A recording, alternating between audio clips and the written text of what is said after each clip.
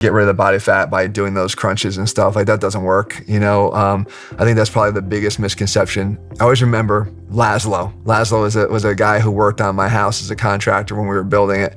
He would come up to me.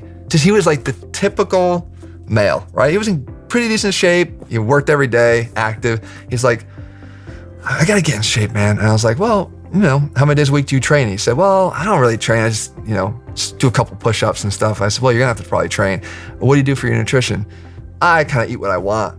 And I was like, all right, but he wasn't really overweight, you know, but it's the typical. And he goes, just tell me I just want to know what I can do for this. What's a good exercise I could do for this? For his belly fat. For the belly fat. It's just pointing at his stomach. And it's like, there's still that belief that there's just an exercise or two that you need to do for that.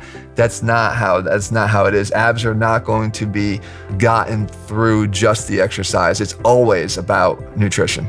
It's always about nutrition determines body fat levels above everything else. Now, when you get lean enough, if you're not doing any type of ab training, you'll probably have less defined abs because you won't have the development of that muscle. There's nothing different about the abdominals and the biceps or the quads. There's still muscles that can be developed.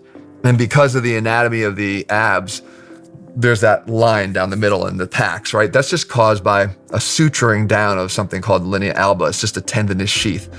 When you develop the muscles themselves through either crunches or resistance training, right? Even weighted ab work is helpful in this case. The muscles are just growing, just like a bicep would grow. And as they grow, you can't change the suturing down of the tendinous sheath, so they're sort of growing out more prominently from that area. So you get more visible abs. But that's the only way to really do that is through training to hypertrophy the abs, but you're not gonna get there if you don't first attack the body fat that's over them, and that's only gonna come from nutrition.